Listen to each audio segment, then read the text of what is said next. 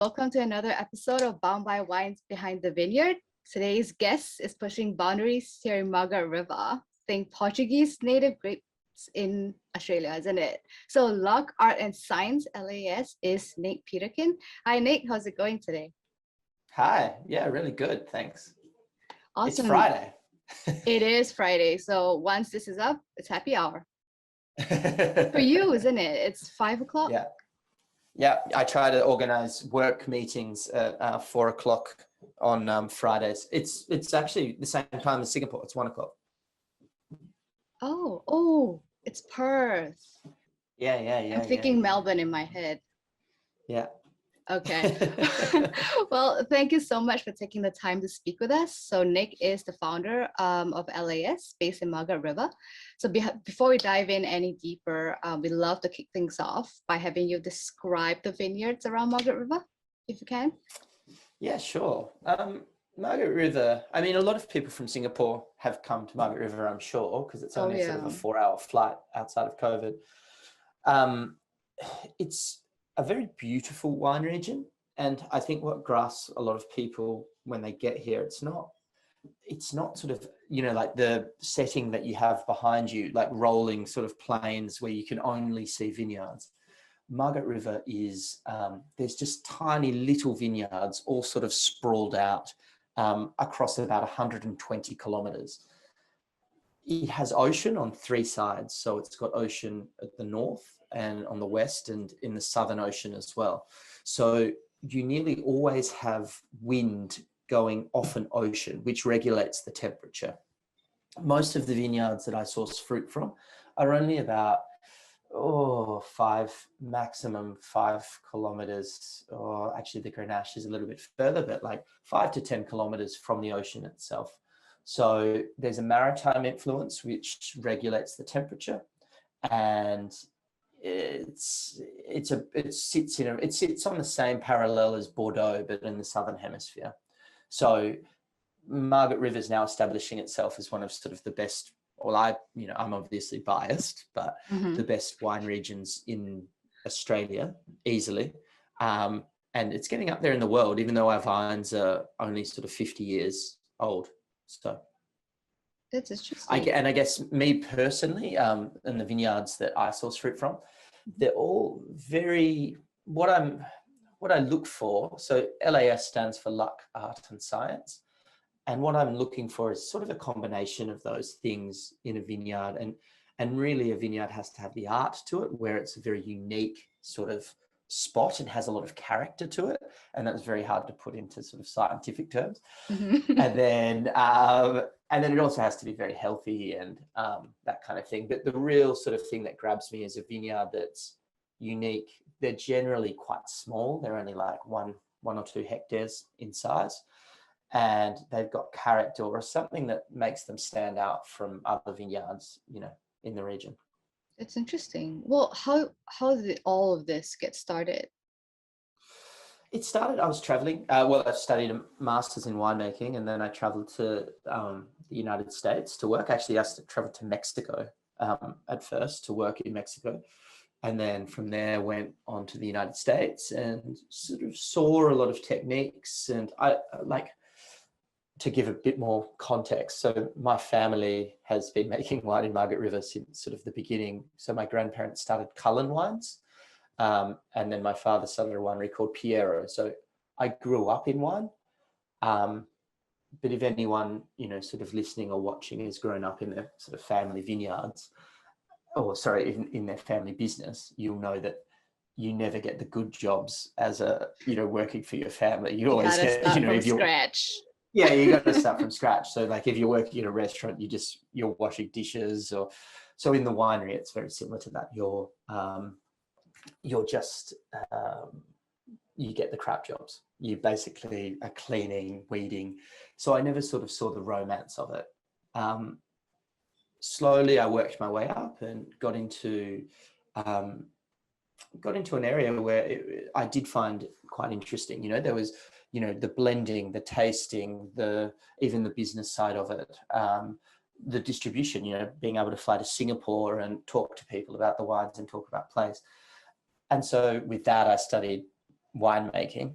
at university, and then went on to America. And once with L.A.S Vino, I sort of came back, and I'd seen a lot of things in America and also traveling around that I really wanted to apply them.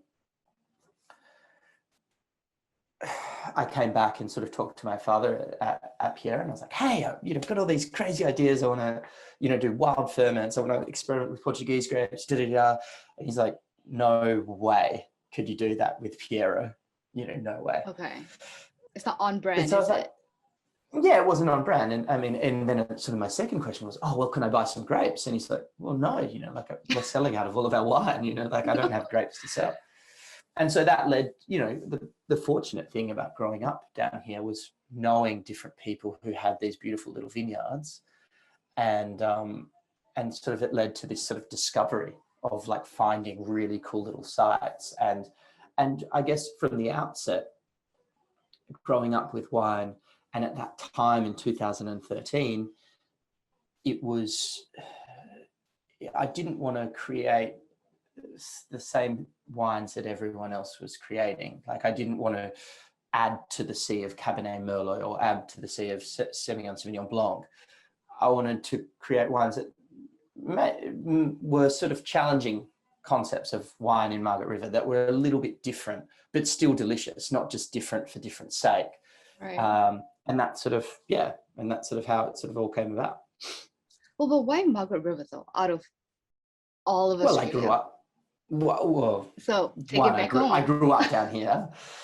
So I had I had family, and I had a lot of friends down here, Mm-hmm. and I knew the region.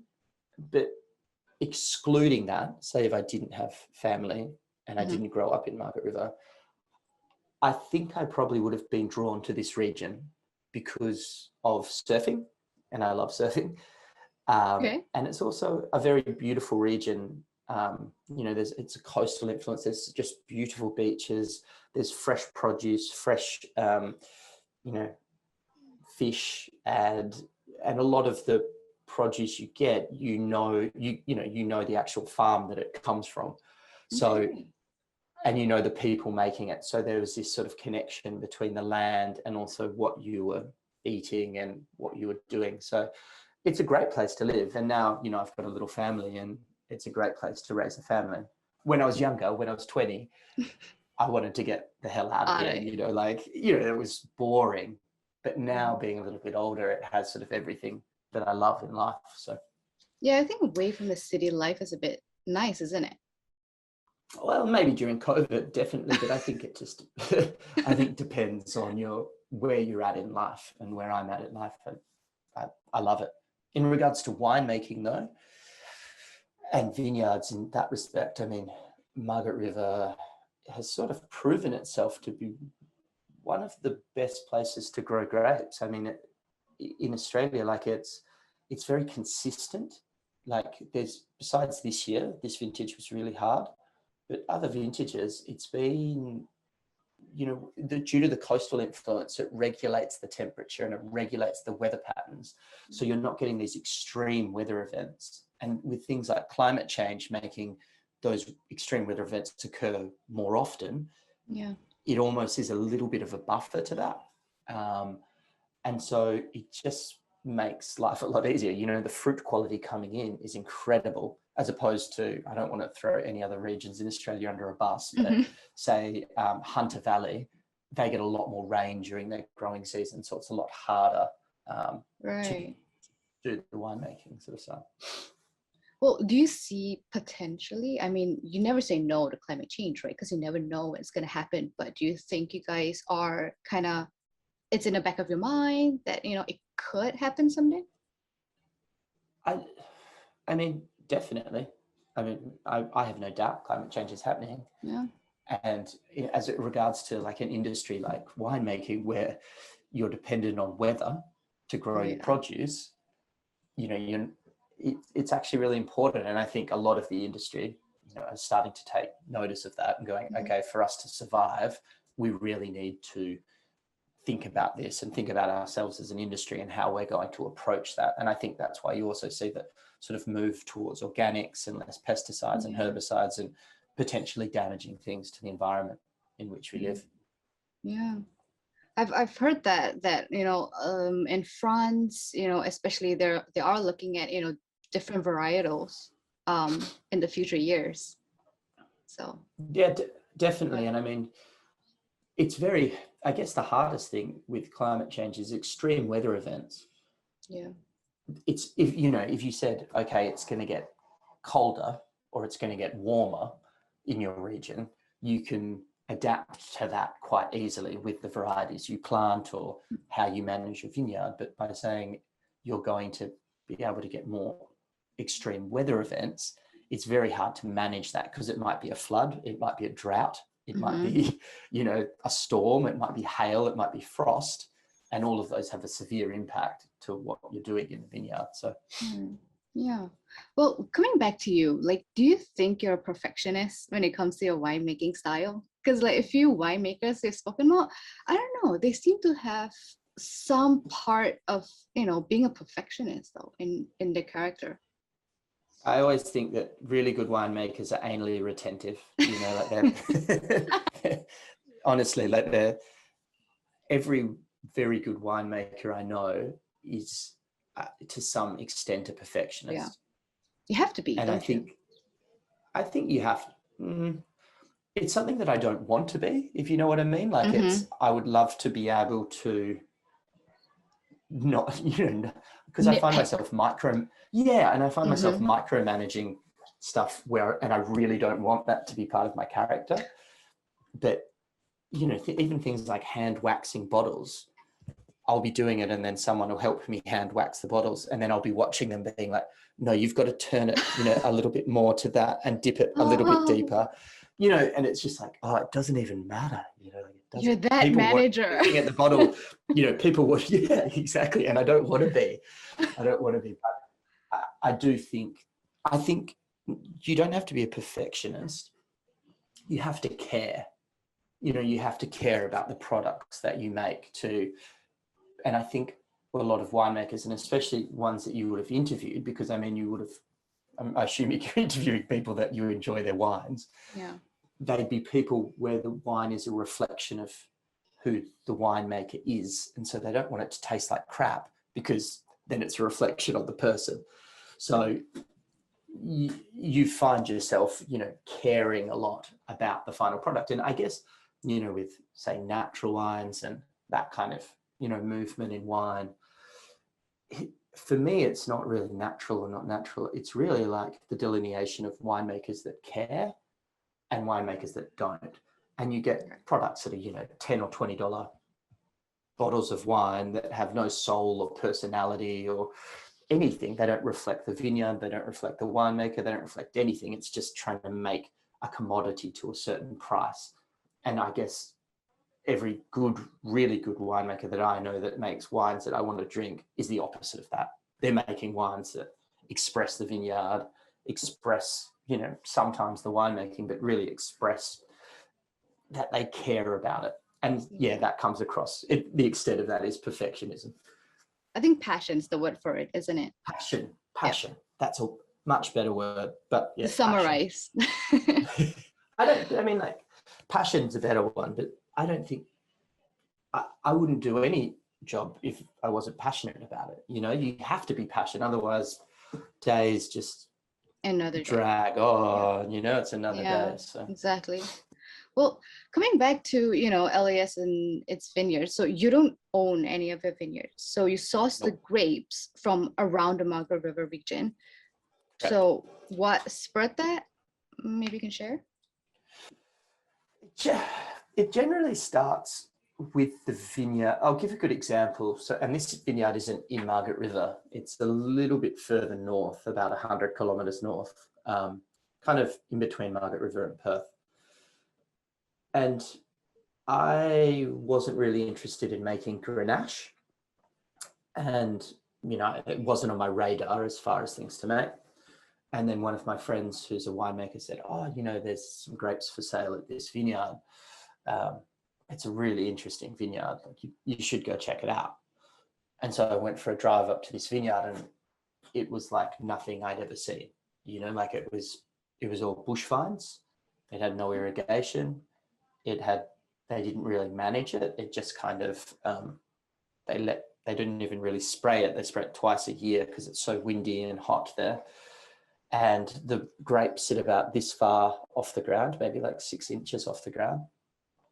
And as far as vineyards go, I was thinking, well, wow, I've never seen anything like this in Western Australia. I've seen it a lot in Spain and places like that, or even in the Rhone, but never in Western Australia. So even if I stuff up the winemaking, it's still going to make something that's really interesting and unique because it's come from a place that's really interesting and unique. And it also sits at about 350 meters altitude. Okay. So I guess that's how that vineyard came along. The Pirate Blend vineyard, I mean, that's a different story, but I worked in Portugal when I was 17 out of school, like at a winery over there. And then when I was at university studying, I got allocated Touriga Nacional as my grape that I had to look after. And so I ended up making a Touriga there. And so all of these spots in life just randomly threw me little bones. And I was, and then when I came home, somebody said, oh, there's this vineyard that has Touriga Nacional. It's the only vineyard in, well, there's 2 vineyards in WA, but it's the only vineyard in Margaret River that has it. Okay. And he's, the fruit's really good. The vines are 40 years old. Are you interested? He's looking for someone to sell. I was like, hands up. Yeah, I'm definitely Sign me up. Yeah, sign me up. And I guess that also came out from the thing that we were talking about before of not wanting to make generic, boring wines, making wines that are a little bit different. And Touriga is a variety that has the same body as Cabernet with silkier tannins, and it's sort of like the same weight, and it's got really perfumed. And I was like, well, that'd be stupid not to. And our climate in here is sort of similar to Portugal. So I was like, oh, this could work. And it's kind of stuck. And that's how that sort of vineyard came along. Wow. The organic biodynamic Chenin and Cabernet vineyard, that just came about because they hired me as their consultant winemaker.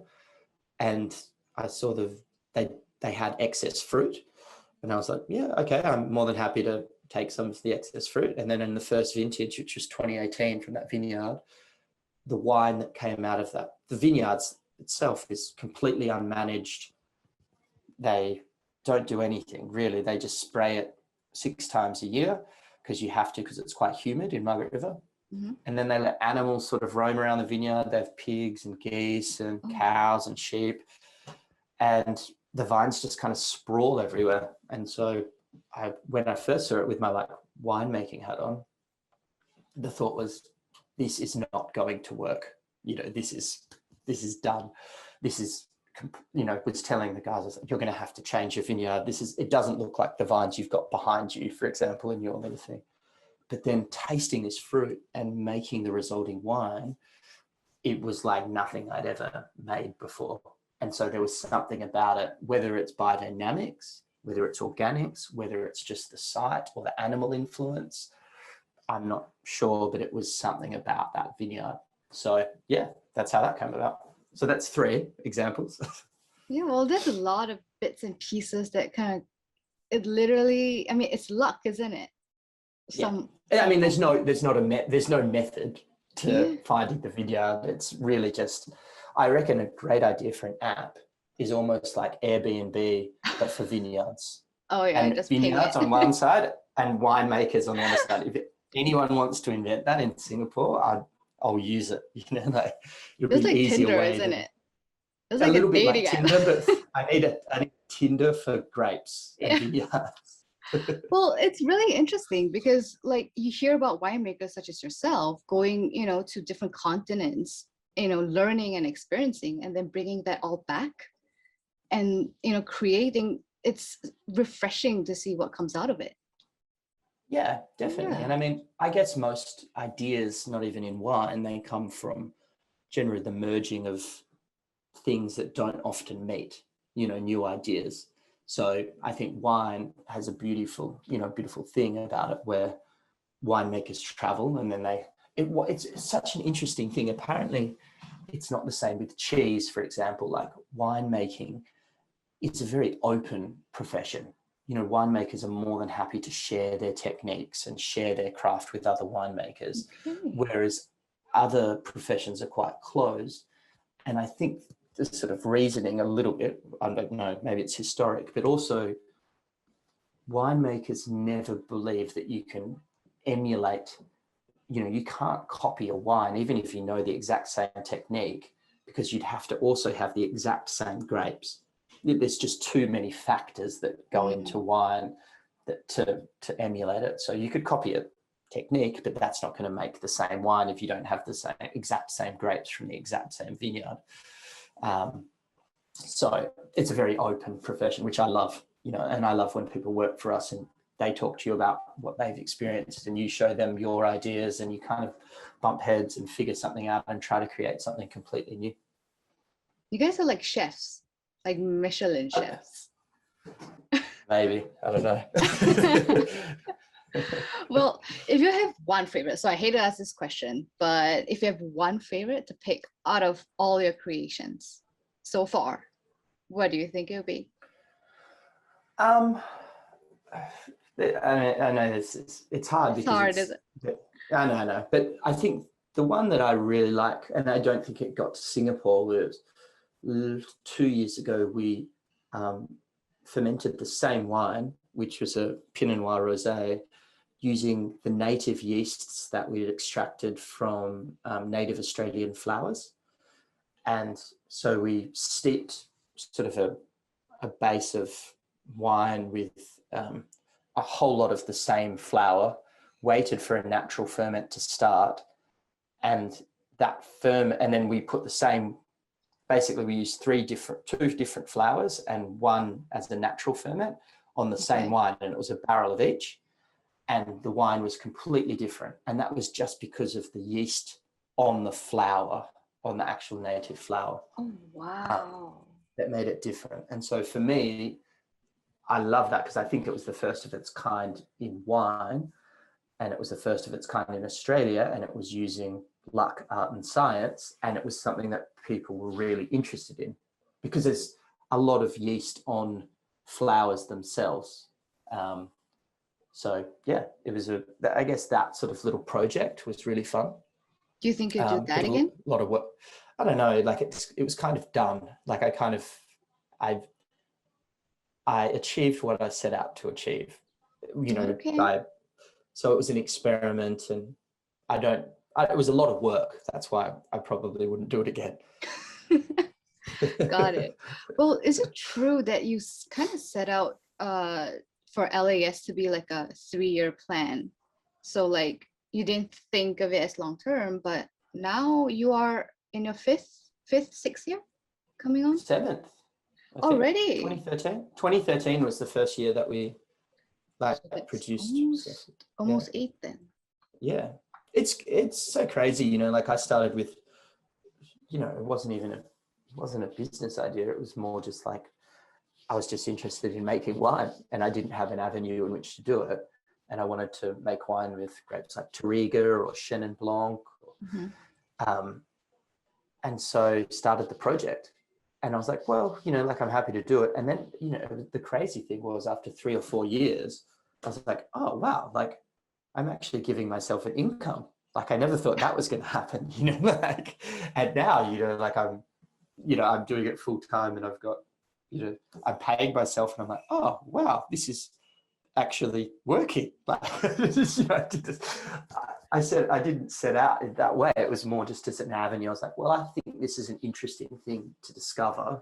And I'm sure other people are interested in it, as opposed to just having another Semillon Sauvignon Blanc or another Cabernet Merlot. It was like, okay, well, I'm sure there's other people out there that are interested in discovery in regards to varieties. And for me, I think, L.A.S Vinos ended up being great. And it's now all across the world and all across Australia. And there's a real traction where it's now just selling out in sort of 2 months out of release for me. And I love it, it's great. And it gives me an avenue of experimentation, but also like discovery. And I get a lot of fulfillment from it as well. Well, other than world domination, where do you see LAS growing? I mean, in terms of, any grape types that you're thinking of? I think I think you touched on it before with perfectionism. At the moment, I do about 1,000 dozen, and so it isn't that much. Um, and that's about 30 tons of fruit and That's a lot. about 60 barrels. So with those 60 barrels, I can do that myself. Like every barrel I could, taste and look at, and I can, Right.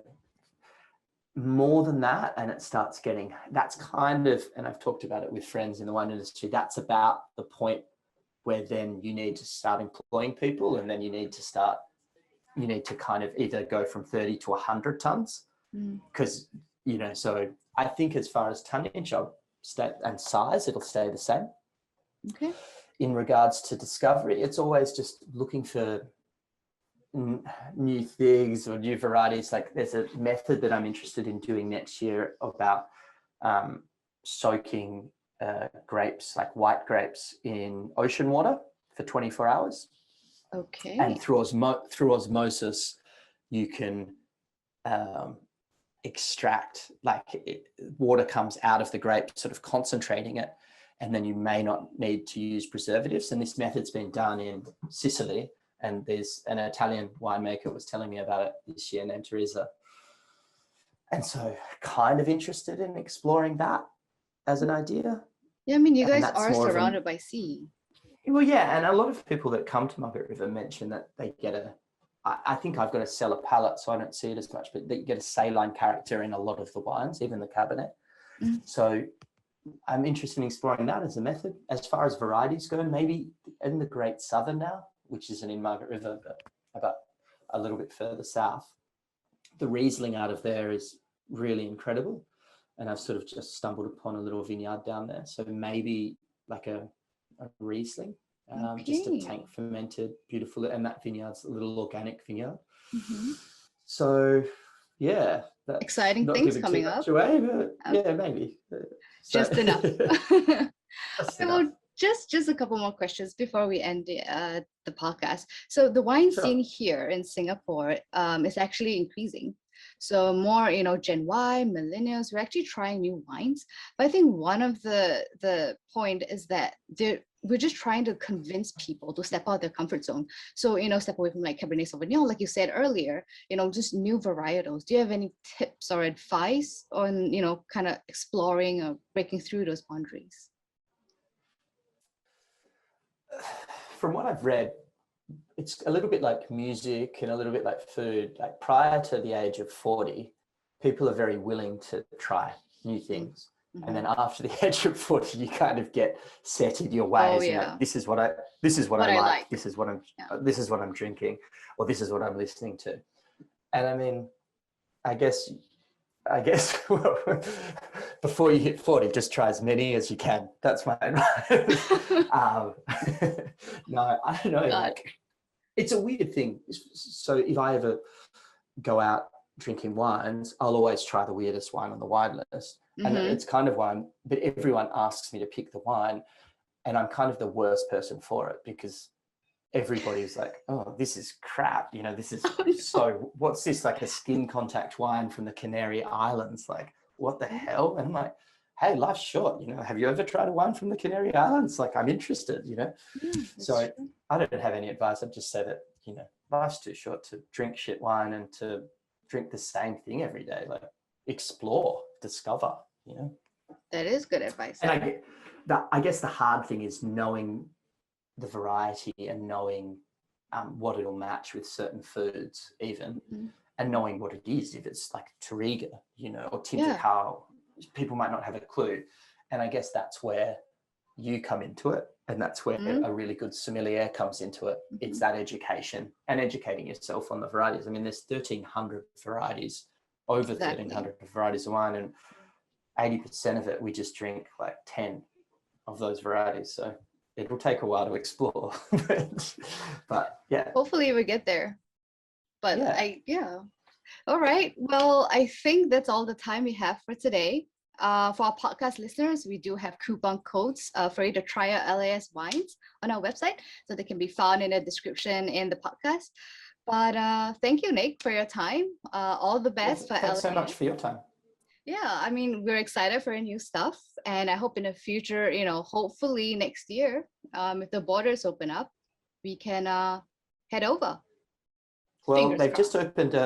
they've just opened an airport in Margaret River, and the word on the street is the first flights are coming from Melbourne direct to Margaret River, Mhm. but then they want to open up the next big flight is they want to open up Singapore direct to Margaret River. I So would think here's hoping so. that happens. 4 hours straight down. Yeah, it's really near. I think Perth is the nearest to us. So then, Margaret River is not too far away.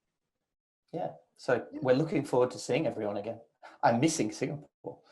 Oh, well, I'm sure a lot has changed. You've been here, when was the last time you were here? Probably just before COVID, I reckon. Like about in September, the September before. 2019. Yeah, 2019. So Wow, so yeah, 2 years I'm sure though. that's. Yeah, I'm looking forward to getting back once everything's open again. Anyway, hopefully. Hopefully. All right.